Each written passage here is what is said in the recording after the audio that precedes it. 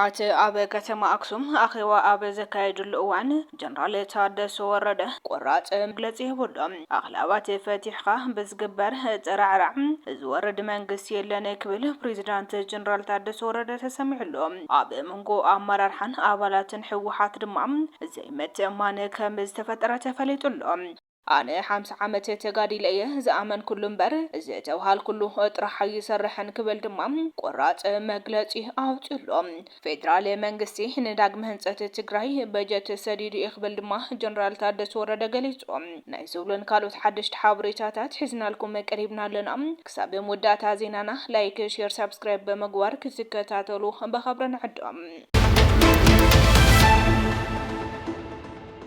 ኣብ መንጎ ኣመራርሓን ኣባላትን ዘይምትእምማን ከም ዝተፈጠረ ተፈሊጡ ውጅለ መንጀሪኖ ብጀነራል ታደሰ ወረደ ዝምራሕ ግዚያዊ ምምሕዳር ትግራይ ፍሪስካ ናይ ባዕሎም መንግስቲ ንምትካል ሓሲቦም ዝነበርዎ ሽርሒ ኣብ ስራሕ ፈጻሚት ምስ ፈሸሎም ሃንደበት ናይ ማእከላይ ኮሚቴ ጡጥ ኣኼባ ናብ ከተማ ኣክሱም መጻዊዖም ትማሊ ብሰነድ መንባብ ኣኼባ ጀሚሮም ኣለዎም። እቲ ናይ ትማሊ ዝቀረበ ሰነድ ብዋናነት ውዕሊ ፕሪቶሪያ ፈሪሱ ከም ዘሎን መኸተ ብዕላዊ መንገዲ ከም መረን በግልጽ ዘቀመጠ ከም ዝኾነ ተፈሊጡሎም ካብዚ ተበጊሶም ድማ ሎም ዕለት 7 ሚያዝያ 2018 ዓመተ ምህረት ኣብ ዝግበር ናይ ድምጽ መሃበ ስነ ስርዓት እቶም በቀረዋ ዝፈልጥዎም ቤተሰቦም ባዘዝተ ስራውትን ዲያስፖራን በአካልን ብስልክን እናረኸቡ ጽዕንቶ መፍጣር ጀሚሮም ከም ዘለው ተፈሊጡም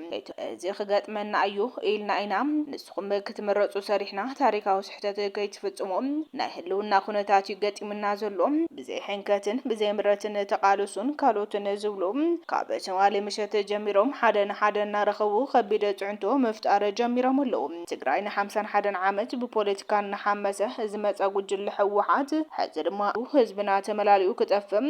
ተኣካርዲ መዚዝዎ ኣሎ።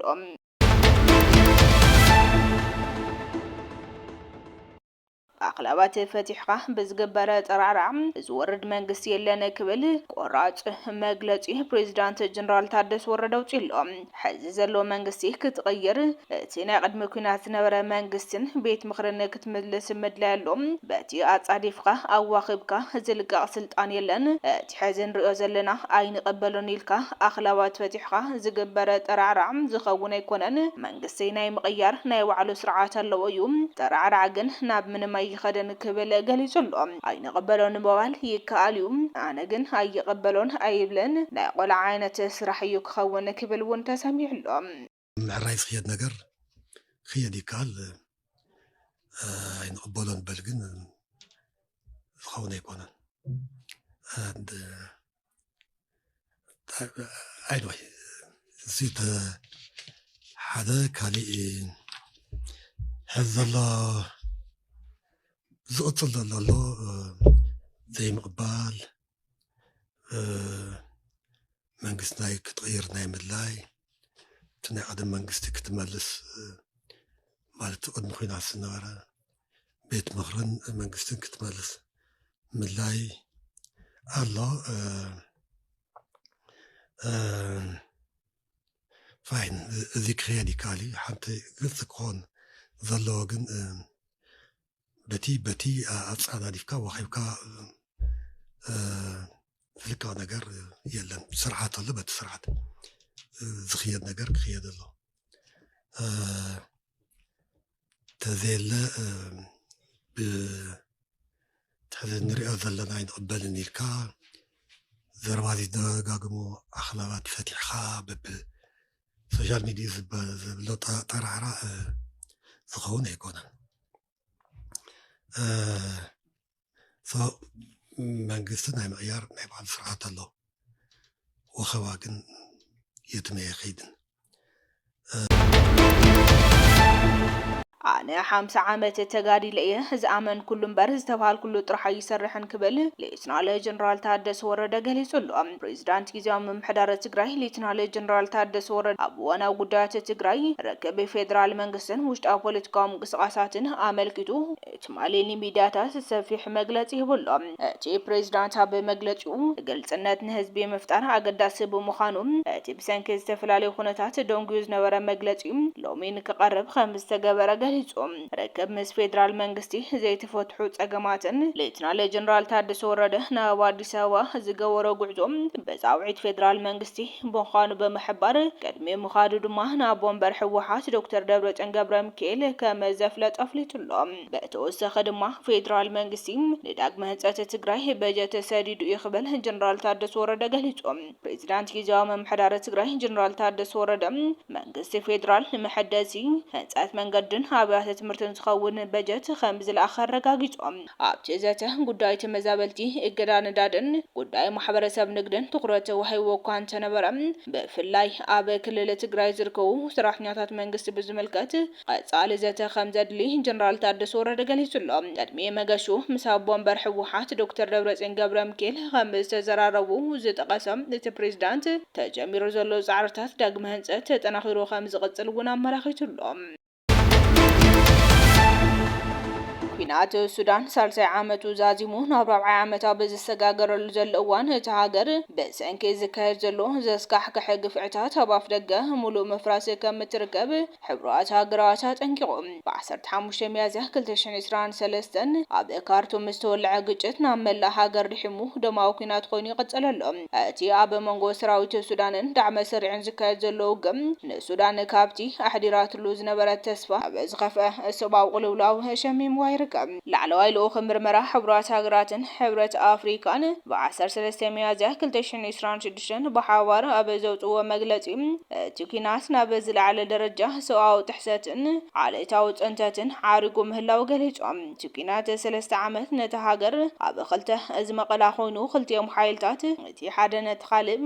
ሙሉእ ዘየሸንፈሉ ደረጃ በፂሖም ይርከቡ እዚ ድማ ነቲ ሃገር ነዊሕ እዋን ተመቒላ ክትጸንሕ ከገድድ ይኽእል እዩ ኣብ ከተማ አልፋሸር ጥራሕ ዘጋጠመ ህልቂት በመጥቃስ በመሰረት ዘረጋገጽናይ ሓበሬታ ኣብ ውሽጢ 3 መዓልታት ጥራሕ 6,000 ሰባት ተቐቲሎም ከም ዘለውን እቲ ሓቀኛ ቁጽሪ ግና ካብ ዝንላዕል ክኸውን ይኽእል ክትብል ስጋት ገሊጻ መጽናዕቲ መርማሪ ጭብጥታት ሕብራት ሃገራት ዕጡቃት ዳዕመ ሰሪዕ ኣብ ጥቅምቲ 2025 ንከተማ አልፋሸር ኣብ ዝተቆጻጸረሉ እዋን እቲ ኣብ ልዕሊ ዓሌታት ዛግዋን ፋርን ዝተፈጸመ ግፍዒ ሓደ ብሄር ንምጽናዕ ዝዓለመ ምዃኑ ዘርእዩ ኩሎም ረቋሕታት ዘማልአ ክብል ኣመላኺቱሎም ኣብ ሞዳታ ኣብ ግብጺ መብጻሕ ዘካየድ ዘሎ ብሓላፈ ቁጠባ ጉዳያት ግደፍ ሓጎስ ገብሪ ህይወት ዝምራሕ ጉጅለ ልኡኽ ኤርትራ ምስ ዝተፈላለዩ መራሕቲ ሃገር ብምርኻብ ይዘራረበሎ ኣብቲ ምስ ሚኒስተር ጉዳያት ወጻኢ ባድር ዓብዱልዓጢ ዝተኻየደ ርክብ እታ ዓረባዊት ሃገር ንኤርትራ ዘለዋ ደገፍ ደጊማ ኣረጋጊጻላ ብወገን ካይሮ ዝወጾ ዜና ድማ ክልቲአን ሃገራት ስትራቴጂካዊ ዝምድና ኣለወን ክብል እቲ ግብጻዊ ሚኒስተር ከም ዝተዛረበ ይጠቅስ ግብጺን ሉዓላውነት ሓድነትን ጸጥታ ግዛታዊ መሬት ኤርትራ ሙሉእ ደገፍ ከም ዘለዎ ኣስሚሩሉ ይብል እቲ ብሚኒስተር ወፍሪ ንግድን ወጻኢት ሃገር ዝወጸ መግለጺ ኣብ መንጎ ኢትዮጵያን ኤርትራን ብሰንኪ ጉዳይ መንግስቲ ፌደራል ብቐጻሊ ዘልዕሎ ዘሎ ዋነት ኣፍ ደገ ባሕሪ ወጥሪ ሰፊኑሉ ኣብ ዘሎ እዋን እያ ካይሮ ነዚ መግለጺ ትህብ ዘላ ቀዳማይ ሚኒስትር አብይ አሕመድ ፊልድ ማርሻል ብርሃኑ ጁላን ፕሬዝዳንት ታየ አስደቀ ስላሴን ዝርከብዎ ሲቪላውያን ወታደራት መራሕቲ ኢትዮጵያ ኤርትራ ብ1991 ከምኡውን 1993 ሓርነታን ናጽነታን ኣብ ዝኣወጀትሉ ኣብ ልዕሊ ሃገሮም ጽልመት ከም ዝተፈጸመ እዮም ዝኸሶም ኤርትራ ኣብ ጉንበት 1993 ናጽነታን ሉዓላውነታን ኣብ ዝኣወጀትሉ ብሕወሓት ዝምራሕ መሰጋገር መንግስቲ ኢትዮጵያ ሙሉእ ኣፍልጦ ከም ዝሃባ ይፍለጥ እዩ ገለ ኢትዮጵያውያን ኢህወደግ እንተወሓደ ንወደብ ዓሰብ ንምውናን ክከራኸር ይኽእል ነይሩ ብምባሎም ዝምግቱ ኣስመራ ነዚ ኣብ ዝሓለፈ 3 ዓመታት ብወገን አዲስ አበባ ዝቃላሕ ዘሎ ጸለዋት ኣፍ ደገ ባሕሪ ኣዋጅ ኩናት ብምባል ትነቕፎም ካብ ኣምባሳደራት ናብ ፈጸምቲ ጉዳያት ወረደ ዲፕሎማሲያዊ ዝምድና ክልቲአን ሃገራት ሙሉእ እኳ እንተ ዘይተበተኸ ኣብ መንጎ ክልቲአን ሃገራት ዳግማይ ደማዊ ኩናት ከይውላዕ ዓብዪ ስጋት ተፈጢሩ ዘሎ ካይሮን አዲስ አበባን ብሰንኪ ህንጸት ዓብዪ ግድብ ህዳሴ ኢትዮጵያ ንነዊሕ ዓመታት ኣብ ምስሓብ ከም ዝጸንሐ ይፍለጥ እዩ ኣብ ዝሓለፈ ሰሙን ነቲ ኣብ ቀርኒ ኣፍሪካ ዝምዕብል ዘሎ ጸጥታዊ ዘይምርግጋዕ ንምህዳም ፍሉይ ወኪል ቻይና ናብ ኤርትራ በፂሑ ነይሩ ኣብቲ እናገደደ ዝኸይድ ዘሎ ህውከትን ዘይምርግጋዕን ዝርከበሉ እዋን ግደ ቻይና ኣብ ዝተፈላለዩ ዓለማውን ዞባውን ጉዳያት ዝለዓለ እዩ ክኸውን ዝግባእ ክብል ፕሬዝዳንት ኢሳያስ ኣፈወርቂ ነቲ ቻይናዊ ዲፕሎማስኛ ገልጽሉ ነይሮም ምስ ኤርትራ ዘለዎም ክልተኣዊ ሽርክነት ኣካል ናይቲ ኣብ መላእ ቀርኒ ኣፍሪካ ሓበራዊ ሰላምን ምርግጋዕን ናይ ምድንፋዕ ስትራቴጂ ልምዓት ምዃኑ ኣምባሳደር ቻንግቹን ከም ዝተዛረበውን እቲ ብወገን ኣስመራ ዝወፅእ ሓበሬታ የመላኽት። እቲ ኣብቲ ዞባ ከም ዘሎ ዝንገረሉ ቻይና ወኪል በሶኒ ናብ መቃድሾ ብምብጻሕ ምስ ፕሬዚዳንት ሶማሊያ ሓሰን ሼክ ሳልሕ ተራኺቦ መንባር እውን ተፈለጡሎ። ዛጌድ ገናብ ኢትዮጵያ ኣይበጽሐን ዘሎ ኣብቲ ኣብ ካይሮ ዝተኻየደ ርክብ ሰበስልጣን ኤርትራን ግብፅን ብዛዕባ ፀጥታ ቀይሕ ባህርን ኩነታት ሱዳንን ኣልዒሎም ከም ዝተዘራረቡ እቲ ሓበሬታ የመላኽት። ዝኸበርኩም ተኸታተልቲ ኳሊቲ ሚድያ ሎሚ ዝተዳለዉ ሓደሽቲ ሓበሬታታት ነዞም ዝተኸታተልኩሞም ይመስሉ ነይሮም። ነሰናይ ምክትታልኩም ድማ ዚና ኢና ነመስገን። ሰላም